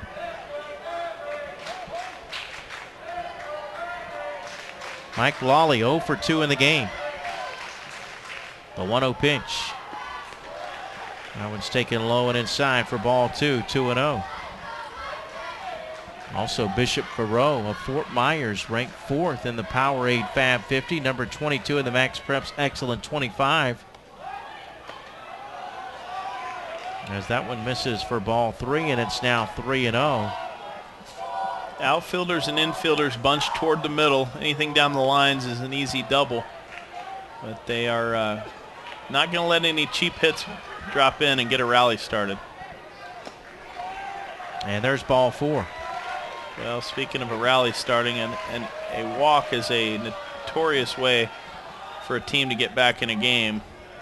That'll bring up Connor Llewellyn, who hit a foul ball out of the ballpark, and then the next pitch was called a strike, caught looking. So he'll bat. And just a little conference on the mound now. Coach taking his time to get out there. Could be saying, hey, you've done your job. Give us the ball and let us give it to somebody else. But he could be saying, hey, I'm going to give you one more batter. Get this kid to turn one into a double play ball. There's a look at Llewellyn, who will bat next. Actually, no, that's Seth McGarry who's on deck. Actually, in the middle of the screen is Llewellyn, okay? Well, Ryan Castellanos is in the bullpen ready if needed. Right fielder number 10, Connor Llewellyn. Connor Llewellyn 0 for 2 with 2 strikeouts. Number 10 batter, this is the one you want if you're the starting pitcher. You want to get this guy to hit into a 6-4-3 double play ball. 1 out pitch. Fastball. That one is hit in the air to right field. Running is Quintana, but it's a foul ball, and then he can't catch up to it over the bullpen area. That's a scary play. When you have bullpens with a raised mound that are in the field of play, as you're running full speed, you don't always have time to understand that the difference in the grade is going to happen. You can turn a knee, you can stumble and bite it face first. So he did a nice job of keeping his balance there. The 0-1 pitch with 1 out. There's a base hit into center field. So the Mustangs trying to battle back here in their half of the 7th. Nice job for Llewellyn getting on the board with a base knock. Shortstop, number 4, Seth McGarry. Here's Seth McGarry.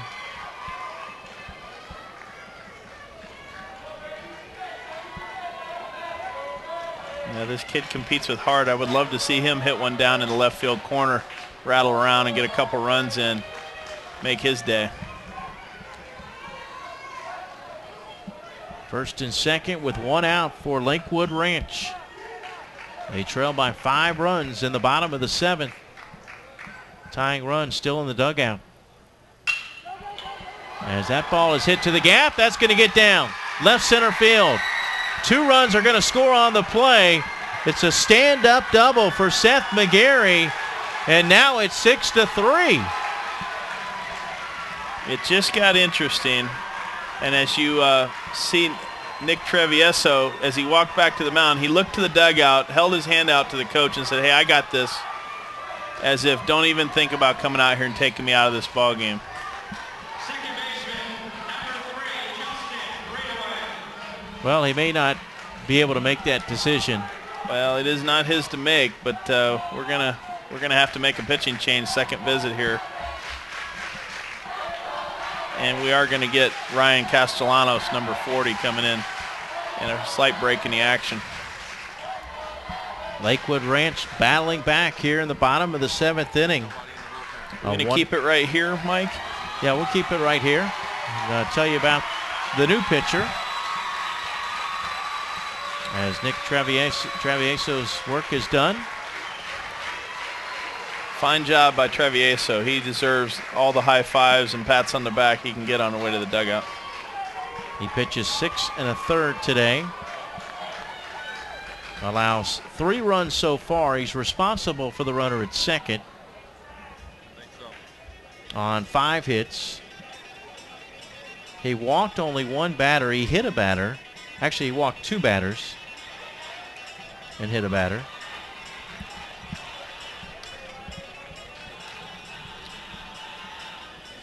And he also struck out 6. Well, it'd be interesting to see how the pressure falls upon the shoulders of number 40, Ryan Castellanos. Big game situation. The relationship between the last couple outs of a game and the increasing difficulty to record those is not foreign to those that have watched enough baseball. For some reason, if you watched the World Series last year, you remember the Cardinals were nearly snuffed out and they came back to life. So anything can happen. There is no clock. But they're down to their last 2 outs and furiously rallying. Ryan Castellanos taking his warm-up tosses. Ryan, a right-hander, a senior, comes in with a record of 5-1, making his 15th appearance. In 37 and a third innings, he's allowed 27 hits, 9 earned runs. He's walked only 4 and struck out 31. Comes in with a 1.69 ERA. Sounds like just what the doctor ordered, somebody to come in and force the hitters to swing the bat.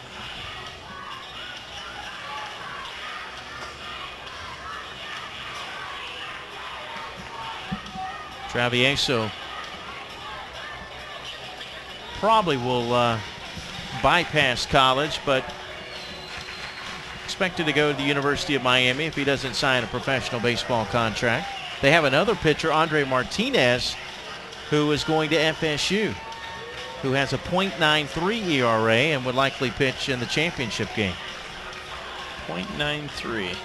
Castellanos will be heading to the University of Illinois. Well, those are all fine programs, and their focus, though, right now is not on next year, but on right here. Absolutely. 1 out for Justin Greenaway, who's 0 for 3 in the game. First pitch a little bit high for ball 1. Well, the comfort level will increase as the strikes are thrown. If he throws that first strike, he'll start to get some of the jitters off. Tying run on deck in Zach Larson. The 1-out pitch. That one's bounced up the middle. That's going to be a tough play for the second baseman, and he bobbles it and has no throw. Not sure he would have been able to throw him out anyway, as that ball was chopped over the pitcher's head, but we'll never know. See how they score that. I would give it a hit. He would have to throw it back across his body in order to make that play. I'm leaning toward a hit as well, Mike, and guess what? We have the tying run come to the plate here. We saw a 3-run home run hit earlier today. Wouldn't that be a stroke of good fortune for Lakewood Ranch if they could get the second home run of the day right here? You know, and who better to come to the plate than Zach Larson, who is all around their best pro prospect. A guy that's got a chance to sign a professional contract. And Zach Larson has had a pretty good year, too. Leads a team with a .438 average. Leads a team with 4 home runs. Also leads a team with 32 RBIs. 1 out. Runners on the corners. Here in the bottom of the 7th, they trail by 3 runs. The 1-out pitch. Called a strike. Looked like a breaking ball, respecting the 3-hole hitter, not starting him with a fastball there. Nice job of throwing a strike.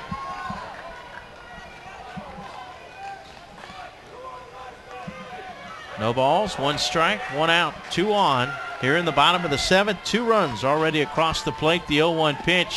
Fooled him on that one, strike 2. Pulled a string, took a little off the breaking ball, or perhaps that was a straight change. Larson looking for his first hit today. He's been hit by a pitch and he's flown out a couple of times out into right field and left field.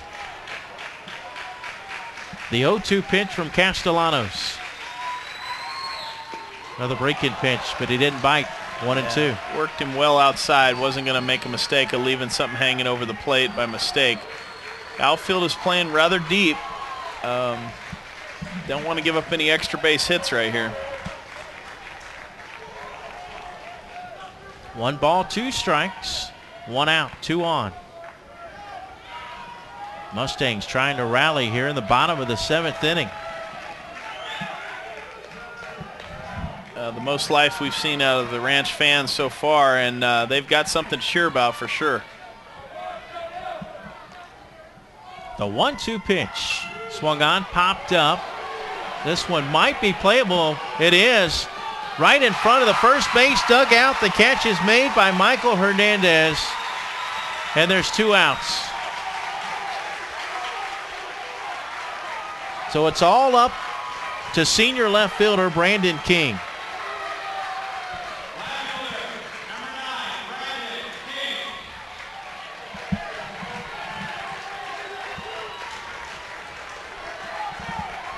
King batting with 2 outs and 2 on. Last hope for the Mustangs.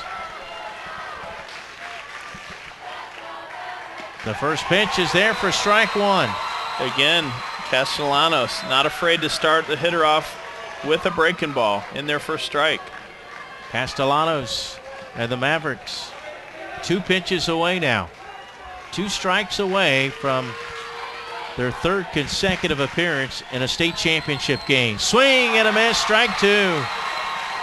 He's feeling it with the breaking ball. So far, that's been his most effective pitch. No balls, 2 strikes, 2 outs. Brandon King looking for his first hit today. He bats .329 on the year. Castellanos from the stretch. The 0-2 pitch is outside. Fastball just to tease him away.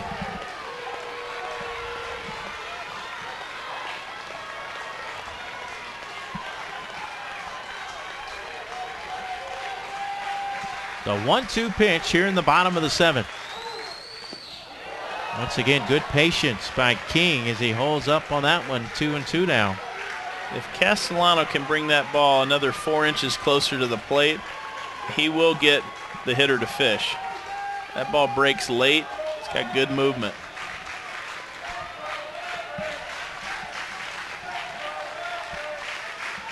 The 2-2 pitch with 2 outs. Outside, ball 3. Down to their last strike, but it ain't over till it's over, Mike. On deck, Brian Van Vranken. The count is full with 2 outs and 2 on. Tying run at the plate here in the bottom of the 7th of the 6A semifinal. And that's outside for ball 4. The bases are loaded. So now the winning run comes to the plate.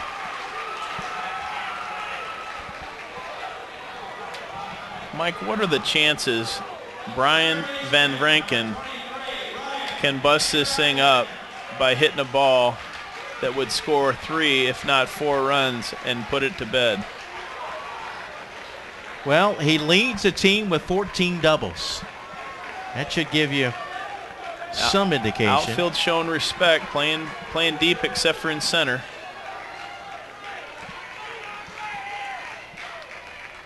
First pitch is called a strike.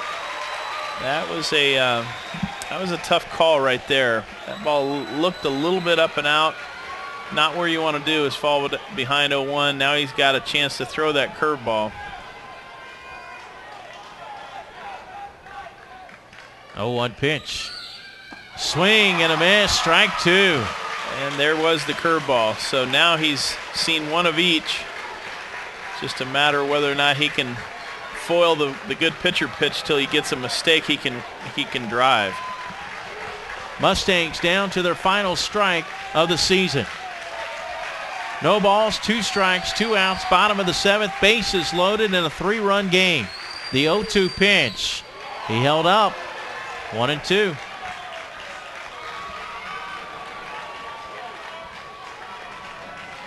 Ryan Castellanos working very gingerly through this middle of the order. Trying not to hang one that can cost him.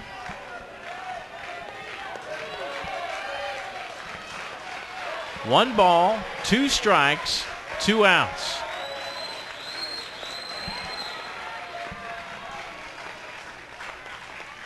The 1-2 pitch. Up high and away, ball 2, and the count is even. Tyler Dauphiné is on deck. Well, the big problem here is if you go 3-2, all the runners are going to be moving.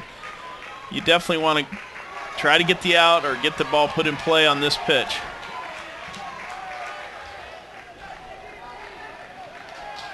The 2-2 pitch from Castellanos. Outside, ball 3. Good patience by Van Vranken, who not only leads the team in extra bases, but also leads the team in walks. Did you tell me he only walked 4 or something like that all year? Yeah, coming in, Castellanos in 37 1/3 innings pitch had only walked 4 batters. But he walked 1. Actually, he's walked, this would be his 2nd walk in the inning if he walks him here. Well, the runners are moving.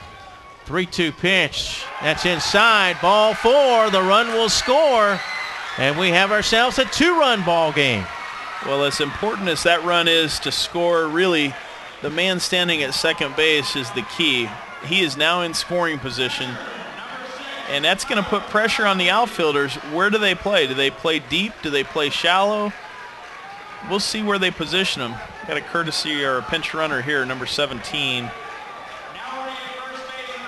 That'll be Dominic Leone. Leone getting into the game as the potential go-ahead run. Well, we'll have a meeting on the mound to figure out if Castellanos will stay in the game. Right now, there's no action in the bullpen. Yes, I would guess this is all about just calming his nerves. No, he's taking a baseball from him. He is going to put somebody that's on the field on the mound then, I would assume. So Castellanos will come out of the game. And we'll see who the new pitcher will be. The left-hander. Andre Martinez is now in the game. The potential starter for tomorrow. That's right. That's the senior who's headed to Florida State. Martinez is 10-1 on the year. This will be his 17th appearance. In 60 innings pitched, he's given up only 8 earned runs. In those 60 innings, Mark, he has struck out 97. So they are putting in the ace. How many walks? 23 walks. Well, very good ratios. And a .93 ERA. Wonder how many opportunities he's had to come in relief during this season out of those, say, 17 appearances? Yeah, he does have 1 save. 10-1 with 1 save. Well, he's definitely done it at least once.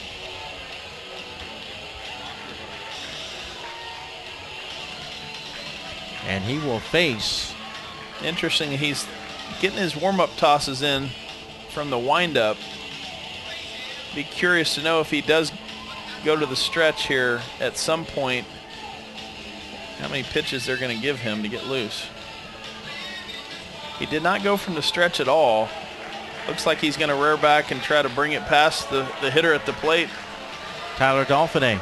And Dauphiné today is 1 for 3. He singled in his first at bat in the second, grounded out to short in the fourth, and was caught looking in the 6th inning. Well, the reason I point that out is that the runner at second base is going to get a greater lead if he goes from the windup, making it much easier to score on even the slightest of a flare single. Dauphiné batting .329 on the season.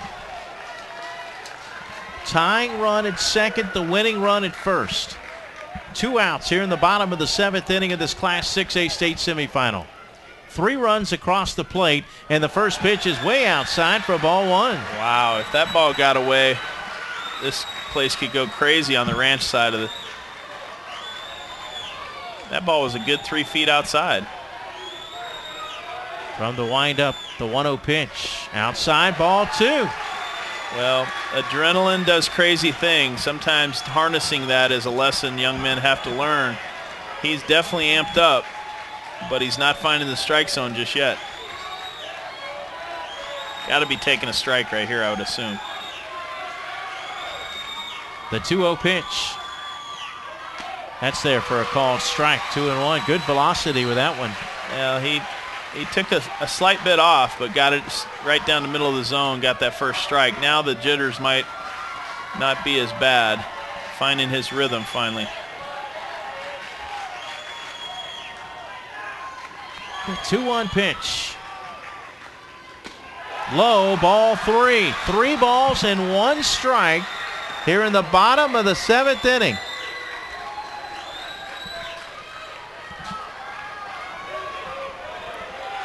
And young Brad Zunica waiting his turn on deck, hopeful.